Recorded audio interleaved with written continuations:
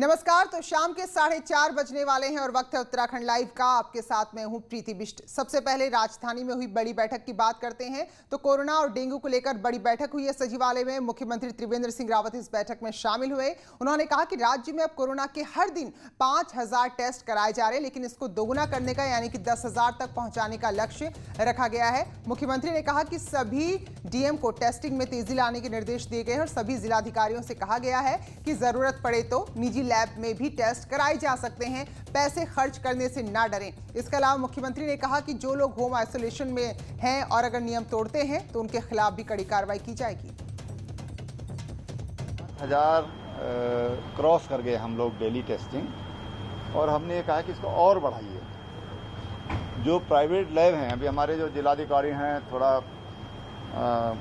पैसा खर्च करने में संकोच कर रहे हैं, हमने कहा इसमें संकोच मत करिए और ये टेस्टिंग हमको 10,000 तक ले जानी है। 10,000 तक टेस्टिंग प्रतिदिन हो जाए।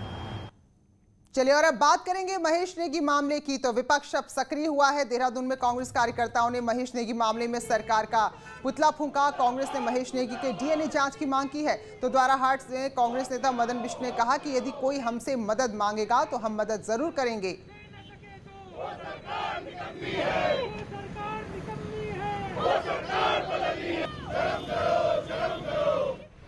जो मांग उठाई है उसको तो मांग पे तो रहना चाहिए ना।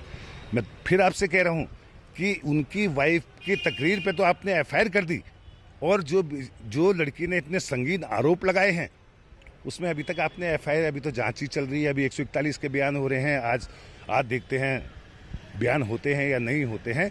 जब लड़की कह रही है कि मेरी एफआईआर लिख के मुझे डीएनए जांच के लिए किया, तो सरकार को डीएनए जांच के लिए तैयार रहना चाहिए। और वहीं मुख्यमंत्री कह रहे हैं कि डीएनए जांच या कुछ भी सरकार के हाथ में नहीं है, ये अदालत तय करेगी। और जब खुद महेश नेगी डीएनए टेस्ट के लिए तैयार हैं तो हमें जांच का इंतजार करना चाहिए।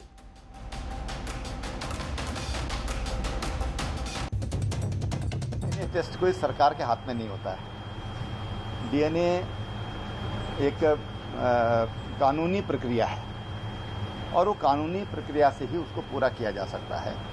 महेश नेगी ने स्वयं कहा कि मैं उसके लिए तैयार हूँ, तो मैं समझता हूँ वो तैयार हैं। तो जब एक प्रक्रिया पुलिस के अधीन चल रही है, अब कोर्ट में जाएगी, तो कोर्ट उसमें डिसाइड करेगा कि क्या करना चाहिए।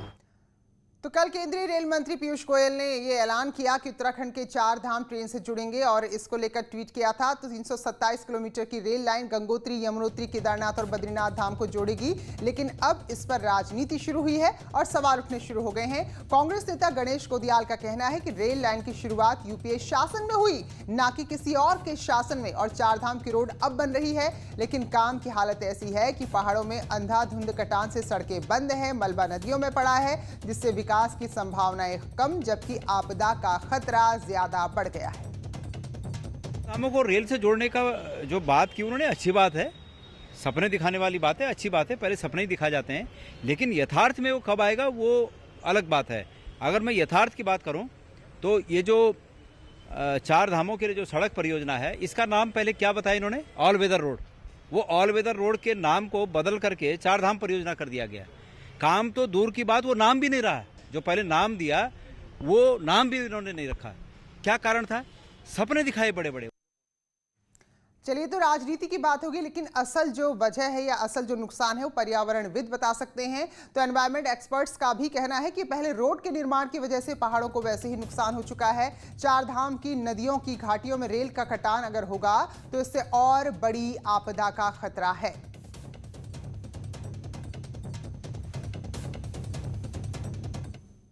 साइंटिफिक अप्रोच है ही नहीं, लॉन्ग टर्म आप विजन आपका है ही नहीं। आप ये नहीं, विकास होना चाहिए, कोई भी विकास का विरोधी नहीं है, लेकिन आपकी साइंटिफिक इंजीनियरिंग, एडवांस इकोलॉजी और इन्वायरमेंटल फ्रेंडली जो विजनिंग होनी चाहिए थी कंस्ट्रक्शन में, वो तो आपका दिखता ही नहीं। ये तो हम अभी देख रहे हैं, इसी बरसात में देख रहे हैं कि ताबड़तोड़ आपने अनसाइंटिफिक रोड कटान किया, मलबा नदियों में फेंक रहे। तो 4 धाम तक रेल पहुंचाने की केंद्र सरकार की योजना पर मुख्यमंत्री ने रेल मंत्री पीयूष गोयल को धन्यवाद देते हुए कहा कि प्रधानमंत्री चाहते हैं कि सीमा तक, देश के जो बॉर्डर हैं उन इलाकों तक रेल पहुंचे। जी, उनको मैंने धन्यवाद किया है और हमने कहा कि आपने जो कुछ भी उत्तराखंड के लिए आपने विचार किया है, माननीय प्रधानमंत्री जी का जो ख्वाब है कि हमारी सीमा तक हमारी रेल पहुँचे, उसको आपने आगे बढ़ाने का काम किया है, उसके लिए उनको बधाई दी है। निश्चित रूप से इससे हमारे राज्य में जो तमाम तरह की जो अवस्थापना सुविधाएं चाहिए वो उससे पूर्ति होगी। और अब बात करेंगे श्रीनगर एनआईटी की। तो ये काम से ज्यादा विवादों की वजह से चर्चा में है और बार बार इस पर राजनीति भी हुई है। एक बार फिर से ऐसा ही हो रहा है। अब एनआईटी का एक बार फिर 24 अगस्त को केंद्रीय मंत्री रमेश पोखरियाल निशंक शिलान्यास और भूमि पूजन करने जा रहे हैं, जिस पर कांग्रेस के नेता गणेश गोदियाल ने कहा कि 19 अक्टूबर 2019 को सुमाड़ी में शिलान्यास हो चुका है, तो दोबारा क्या जरूरत है। वहीं श्रीनगर से विधायक और राज्य मंत्री धन सिंह रावत कह रहे हैं कि कांग्रेस ने बिना पैसे के ही शिलान्यास किया, जबकि बीजेपी पूरी प्लानिंग के साथ काम कर रही है। एनआईटी का आज तीसरी बार शिलान्यास होने का ये जो प्रयास कर रहे हैं, ये जो कोशिश कर रहे हैं और करने जा रहे हैं, ये जनता के साथ विशुद्ध रूप से छलावा है। मैं केंद्र की इनकी सरकार को और राज्य की इनकी सरकार को एनआईटी को जानबूझकर विलंब करने का अपराधी मानता हूं। कांग्रेस ने फर्जी शिलान्यास करा के ना भारत सरकार की सहमति थी, ना मानव संसाधन मंत्रालय की स्वीकृति थी, ना वित्त का प्रावधान था और वहाँ के लोगों को बेवकूफ़ बनाने का काम उस समय किया गया। लेकिन हमारी सरकार ने विधिवत उसका बजट का प्रावधान कर दिया है। वहीं मेरठ में फर्जी एनसीईआरटी किताबों के मामले में देहरादून एसटीएफ ने यूपी एसटीएफ के संपर्क किया है। उत्तराखंड में भी किताबों की सप्लाई की बात सामने आ रही है। देहरादून में एसटीएफ किताबों के बड़े सप्लायर से पूछताछ कर रही है। तो एनसीईआरटी की किताबों का बड़ा बाजार है उत्तराखंड में भी। एसटीएफ डीआईजी का कहना है कि यूपी एसटीएफ ने मामले में उनसे संपर्क किया है, ताकि जो लोग इस तरह की किताबों का डिस्ट्रीब्यूशन या जहां जहां सप्लाई करते थे उसके बारे में पूरी मालूमात हासिल की जा सके। देखिए, यूपी एसटीएफ ने मेरठ में कार्रवाई की है, जिसमें एनसीईआरटी की बुक्स जो उनकी डुप्लीकेट बुक्स छापी जा रही होंगी, तो वो उन्होंने केस पकड़ा है। तो उसमें हमारी एसटीएफ उनके टच में है। अगर इस तरह का कोई उनका लिंक उत्तराखंड से होगा तो उसमें आगे कार्रवाई होगी। राज्य में कैबिनेट विस्तार को लेकर काफी लंबे समय से चर्चाएं तो चल रही हैं और इसी बीच अब देहरादून में बीजेपी कोर ग्रुप की कल बैठक होनी है। कोर ग्रुप की बैठक से पहले कैबिनेट विस्तार पर मुख्यमंत्री का बयान आया है। उनका कहना है कि बीजेपी में कोई भी फैसला सामूहिक तौर पर लिया जाता है और कैबिनेट विस्तार का फैसला भले ही मुख्यमंत्री के विशेष अधिकार में हो, लेकिन सामूहिक तौर पर यानी कि सभी से राय मशवरा करके ही नाम तय किए जाएंगे। देखिए, हम जो भी निर्णय करते हैं हम सामूहिक निर्णय करते हैं, उसमें निर्णय करने का अधिकार सीएम को है, लेकिन हमारी पार्टी की एक परंपरा है कि हम सामूहिक रूप से विचार विमर्श करने के बाद ही कोई निर्णय लेते हैं। विषय आएगा सर? अब ये बात अभी पता चल जाएगी, आप इंतजारी करिए थोड़ा और। उत्तराखंड में आम आदमी पार्टी के सभी सीटों पर चुनाव लड़ने के ऐलान के साथ सियासी हलचल बढ़ गई है। पार्टी के चुनाव लड़ने के फैसले के बाद कांग्रेस भी सक्रिय है। कांग्रेस के आला नेता कार्यकर्ताओं को समझा रहे हैं कि वो एक्टिव हो जाएं, वरना 22 में जीत 2-4% के अंतर से हाथ से निकल सकती है। हालांकि बीजेपी आम आदमी पार्टी के आने से बेफिक्र खुद को दिखाने की कोशिश कर रही है। तो 2017 के विधानसभा चुनाव में 39 ऐसे विधायक रहे जिनकी जीत का अंतर बहुत कम था। तो ऐसे में आपकी एंट्री से नई समीकरण बनेंगे और अगर पिछला रिकॉर्ड देखें तो वाकई में बीजेपी के से ज्यादा कांग्रेस के लिए ये नुकसान की बात हो सकती है। नौकरियां हैं, आपने देखा यूकेजी भी आजकल अपने को पुनर्जीवित करने में लगी, अब तक तो हो नहीं पाई। और एक आप पार्टी के भी आज पूरा इंटरव्यू आया है। हम इन्हें हल्के में इसलिए न ले, 2000 वोट काटे, 3000 वोट काटे, किसके वोट काटेंगे? और जीत कितने में होती? 1500 से लेकर 2-3 हज़ार तक। केजरीवाल ने पार्टी बनाई थी और उनके जो संस्थापक लोग थे, उनके साथ नेता थे, वो एक भी उनके साथ आज नहीं है और वो अकेले स्वयं चल रहे हैं। तो उत्तराखंड में तो कोई विषय नहीं आता है। और जहाँ तक भारतीय जनता पार्टी का, हमारा कैडर पार्टी है, हमारी कैडर बेस्ड पार्टी है, तो यहाँ तो उत्तराखंड में कोई उनका आम आदमी पार्टी का कोई औचित्य नहीं बनता है। बीजेपी प्रदेश कार्यालय में ई बुक की लॉन्चिंग की गई। कोविड के चलते लॉकडाउन के समय पार्टी में के जो भी कामकाज है उसका ब्यौरा अब ई बुक के जरिए ही दिया जा रहा है। राज्य में 4 जिले पिथौरागढ़, बागेश्वर, हरिद्वार, रुद्रप्रयाग की ई बुक लॉन्च हुई है। कार्यक्रम में प्रदेश अध्यक्ष बंशीधर भगत, प्रदेश प्रभारी श्याम जाजू समेत कई पदाधिकारी मौजूद रहे। ई बुक लॉन्चिंग पूरे प्रदेश के सभी जिलों से, मंडलों से जो कार्य भारतीय जनता पार्टी ने किए हैं, उन कार्यों को संग्रह करके हम केंद्र को भेजेंगे कि हमने पार्टी ने इस प्रकार के काम किए हैं, उसके लिए 4 जिलों की ई बुक पूरी बन गई है, अन्य जिलों की बन रही है। पिथौरागढ़, बागेश्वर, हरिद्वार और रुद्रप्रयाग, ये 4 जिले और प्रदेश के ई बुक का लॉन्चिंग हुआ है। हम कोरोना के कार्यकाल से गुजर रहे हैं। इस कोरोना के कार्यकाल में लोगों अपनी जान हथेली पर रखकर भारतीय जनता पार्टी के मंडल से कार्यकर्ता लेकर जिला के कार्यकर्ता लेकर पूरे देश में जो सेवा का काम किया है वो समाज के सामने प्रस्तुत करने का काम हमने आज किया। तो हर पार्टी अलर्ट है और ऐसे में जो विधायक हैं या फिर पूर्व विधायक हैं वो अपने अपने क्षेत्र में भी वापस लौटने लगे हैं। टिहरी से 2 बार विधायक रहे किशोर उपाध्याय का भी टिहरी मोह एक बार फिर जागा है। उपाध्याय एक बार फिर से टिहरी में काफी सक्रिय नजर आ रहे हैं। तो पिछले 2 बार से वो यहां से चुनाव नहीं जीत पाए हैं। कहा जा रहा है कि उन्होंने इसलिए अभी से ही अपनी तैयारी शुरू कर दी है और बाकायदा फ्लैट भी खरीद लिया है वहां। मुख्यतः जो है टिहरी तो मेरा घर है, मेरा और यहाँ की महान जनता ने, यहाँ के मतदाता ने मुझे 2 बार आशीर्वाद भी दिया। तीसरी बार 2012 में कुछ लोगों के षड्यंत्र से मैं चुनाव हार गया 377 वोट से। काशीपुर को पौड़ी से बुआखाल से जोड़ने वाला NH 309 रामनगर के पास अब पूरी तरह से बंद है। और वजह क्या है, तस्वीरें आप देखिए।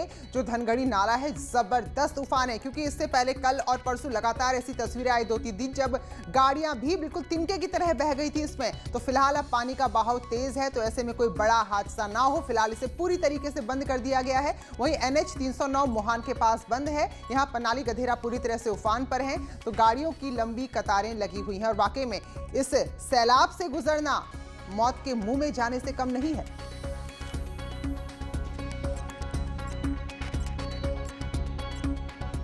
और खबर चमोली से, जहां कर्णप्रयाग ग्वालदम NH पर हरमनी के पास मलबा आने से बार-बार रास्ता बंद हो रहा है। वहीं इसे खोलने में BRO को काफी मशक्कत करनी पड़ रही है। आपको बताएं कि मलबे की चपेट में आने से यहां काम कर रही एक मशीन भी पिंडर नदी में गिर गई। देखिए ये JCB मशीन शायद है जो नजर आ रही है। हालांकि हादसे में ये राहत की बात रही कि कोई हताहत नहीं हुआ। कर्णप्रयाग ग्वालदम मोटरमार्ग पर सड़क का चौड़ीकरण का काम चल रहा है, तो मलबा आने से बार बार ये रास्ता बंद हो रहा है और बार बार लोगों की परेशानी बढ़ती जा रही है।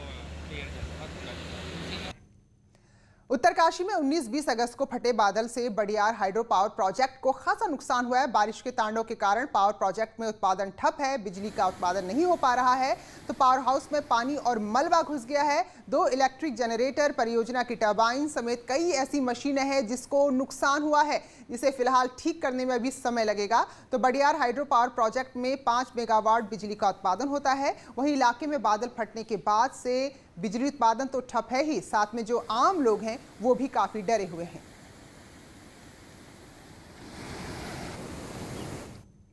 वहीं ऋषिकेश की बात करें तो यहां गंगा नदी में जलस्तर अब धीरे धीरे नीचे जा रहा है। 2 दिन के बाद ऋषिकेश में गंगा का जलस्तर अब कम होने लगा है और खतरे के निशान से अब पानी नीचे आ गया है, जिसके चलते जो गंगा के तटीय इलाके हैं वहां रह रहे लोगों ने राहत की सांस ली है। पहाड़ों में बारिश जारी है, लेकिन ऋषिकेश से एक राहत भरी खबर आई है, क्योंकि यहाँ के गंगा जल स्तर में धीरे धीरे कमी आनी शुरू हो गई है। जो गंगा पहले वार्निंग लेवल पे बह रही थी, अब धीरे धीरे कर वो वार्निंग लेवल से काफ़ी नीचे पहुँच गई है और अब जो स्थिति है वो धीरे धीरे सामान्य होने लगी है, जिससे मैदानी क्षेत्र में रह रहे लोगों को राहत मिली है। ऋषिकेश से आशीष डोभाल, न्यूज़ 18। वहीं सिटकुल जांच मामले में IG गढ़वाल ने बैठक की। 300 से ज्यादा लंबित फाइलों में से 25 फाइलों में जांच पूरी की गई है। सभी फाइलों में अनियमितता मिली है। 6 जिलों में सिटकुल की SIT जांच चल रही है। IG गढ़वाल का कहना है कि मामले में सिटकुल अधिकारियों से भी पूछताछ की जाएगी। इस संबंध में जिस फाइल में जो भी अनियमितता पाई गई थी उसको हम प्रॉपरली रिकॉर्ड पे लाते हुए, और इसमें जो सिटकुल के जो संबंधित अधिकारी हैं उनको भी हम एक बार एक अंतिम मौका देंगे अपना पक्ष रखने का कि क्या उसके बारे में जवाब है, और उनका जवाब आते ही इसमें हम शासन को अपनी ओर से यही संस्तुति करके ये जो अनियमितता पाई गई हैं उनको हम पॉइंट आउट करते हुए शासन को अपनी रिपोर्ट सौंप देंगे। टिहरी के प्रतापनगर से बड़ी खबर, जहां देवल में आतंक का पर्याय बने गुलदार को आखिरकार मार दिया गया है। 4 दिन लग गए गुलदार को ट्रेस करने में और फिलहाल शिकारी दल को अब कामयाबी मिली है। तो 21 अगस्त की देर रात इसे मारा गया। देवल में गुलदार ने 3 अगस्त को एक बच्ची को शिकार बनाया था, जिसके बाद से इलाके के लोगों में गुस्सा भी था और डर भी। इसमें जैसे आप लोग को पता है 3 तारीख को देवल गांव में एक बच्चे को मार दिया था लेपर्ड ने। उसके बाद हमें चिबलिया वार्डन साहब से ये परमिशन मिला था इसको नष्ट करने का। इस बीच में उन्होंने 3 गाय और 2 कुत्ता को भी उठा लिया था इस बीच में गांव में। उसके बाद जो डिपार्टमेंट का एम्पेनल शूटर है वो गांव में पहुंचा और 4 दिन के बाद उनको सफलता मिला। कल जो है 11:30 बजे करीब जो है उन्होंने लेपर्ड को मार दिया। ईंट भट्टों से लगातार प्रदूषण बढ़ रहा है। उसको रोकने के लिए प्रदूषण नियंत्रण बोर्ड सभी ईंट भट्टा स्वामी को नई तकनीक जिग जैक लगाने के निर्देश दे रहा है। तो रुड़की में करीब 150 ईंट भट्टे संचालित होते हैं जिससे प्रदूषण बहुत तेजी से बढ़ रहा है। वहीं अब तक 25 ईंट भट्टा संचालक इस तकनीक का प्रयोग कर रहे हैं और करीब 125 भट्टा संचालकों को नोटिस जारी कर 20 सितंबर तक का वक्त दिया गया है जब उन्हें जिग जैक लगाना ही होगा और अगर ईंट भट्टा मालिक ऐसा नहीं करते हैं तो उनके खिलाफ फिर कड़ी कार्रवाई की जाएगी। नहीं, जिन भट्टों ने नहीं किया, मैंने उनको एक रिमाइंडर के रूप में कल एक पत्र जारी किया है कि भैया समय पहले से इस प्रकार के निर्देश जारी हो चुके हैं, आपको इनका अनुपालन ससमय सुनिश्चित करना है। अगर अनुपालन नहीं करेंगे तो नियमानुसार जो भी कार्रवाई होगी वो कार्रवाई की जाएगी। उधर रामनगर में सोशल मीडिया पर अफवाह फैलाने वालों के खिलाफ लगातार कार्रवाई हो रही है। पुलिस ने ऐसे मामलों में अब तक 12 लोगों के खिलाफ मुकदमा दर्ज करते हुए 18 और लोगों के खिलाफ कमेंट और शेयर करने पर कानूनी कार्रवाई की बात कही है। पुलिस का कहना है कि लगातार पुलिस सोशल मीडिया पर नजर बनाए हुए है। देखिए, सोशल मीडिया एक अच्छा प्लेटफॉर्म है, लेकिन कुछ व्यक्तियों के द्वारा इसका मिसयूज किया जा रहा है, किया गया है। हमारे द्वारा पिछले 1 साल के दौरान करीब 12 मुकदमे हमारे द्वारा IT एक्ट में पंजीकृत किए गए हैं जिनके द्वारा अपराध किया गया है। इसके अलावा 18 व्यक्तियों के खिलाफ पुलिस अधिनियम के अंतर्गत कार्रवाई की गई जिनके सोशल मीडिया पर अफवाह फैलाने का या अनर्गल कमेंट किए गए हैं। अपनी आवाज से जन आंदोलनों में जान फूंकने वाले पहाड़ के गिरदा की आज 10वीं बरसी है। गिरदा को गए भले ही 10 वर्ष बीत गए हों, लेकिन आज भी जो उनकी आवाज है, जो उनके तेवर हैं, वो लोगों के दिलों में जिंदा है। उत्तराखंड राज्य आंदोलन हो या नशा, रोजगार, वन बचाओ आंदोलन, गिरीश तिवारी उर्फ गिरदा ने अपनी कविता से, अपने गीतों से और रचनाओं से हमेशा तत्कालीन सरकारों पर धारदार हमला बोला है। और खासकर आपका ध्यान आदमी का आदमी पर विश्वास खत्म हो रहा है, रिश्ते टूट रहे हैं। ऐसे मौके में गिरदा जैसा कवि, संस्कृति कर्मी अगर होता तो कुछ न कुछ अपनी रचनात्मक, वो एक आशा था असल में गिरदा, तो वो एक आशा जो है वो चली गई है। लेकिन गिरदा के जाने के बाद भी हम लोगों को ये लगता है, या उसके मानने वालों को, उसके चाहने वालों को, या उस तरह की इच्छा रखने वालों को जो गिरदा की इच्छा थी, ऐसा लगता है कि गिरदा कहीं आसपास ही है। चलिए और अब देखते हैं पहाड़ एक्सप्रेस। खटीमा में बीजेपी विधायक महेश नेगी के खिलाफ कांग्रेस का प्रदर्शन, पुतला फूंक कर सरकार के खिलाफ की गई नारेबाजी। टिहरी में भी कांग्रेस कार्यकर्ताओं ने महेश नेगी के DNA टेस्ट की मांग को लेकर प्रदर्शन किया, सरकार पर नेगी को बचाने का आरोप लगाया। हरिद्वार में भी महेश नेगी मामले में कांग्रेस कार्यकर्ताओं ने विरोध किया और मामले की उच्च स्तरीय जांच की मांग की। अल्मोड़ा में भी कांग्रेस ने सरकार पर महेश नेगी को बचाने का आरोप लगाते हुए सरकार का पुतला फूंका। काशीपुर में कांग्रेस कार्यकर्ताओं ने महिला से इस मामले में द्वाराहाट के विधायक पर कार्रवाई की मांग की। नैनीताल में भी कांग्रेस कार्यकर्ताओं का रोष अब सड़कों पर नजर आया। पौड़ी में लगातार कोरोना के बढ़ रहे मामले से प्रशासन चिंता में है। अब 2000 से ज्यादा सैंपलों की जांच होना भी बाकी है। रुड़की के गंगनहर इलाके में 19 और 20 अगस्त को हुई चोरी के मामले में पुलिस का खुलासा, 2 चोर गिरफ्तार, चोरी का सामान नकदी बरामद। अल्मोड़ा में NH और जिला मार्ग की खस्ता हालत को लेकर कांग्रेस ने सरकार के खिलाफ प्रदर्शन किया। ऋषिकेश के त्रिवेणी संगम पर गणेश चतुर्थी के मौके पर गणपति को स्थापित किया गया। लोगों से गणपति से महामारी से छुटकारा के लिए लोग कर रहे हैं प्रार्थना। अल्मोड़ा जिले के हवलबाग की महिलाएं आत्मनिर्भर बन रही है। मडवा जो वहां का स्थानीय अनाज है, स्थानीय उत्पाद है, देखिए जरा अब इसे बहुत ही सेहतमंद अनाज से कैसे कैसे नई तकनीक से ये लोग खाने पीने का सामान बना रहे हैं।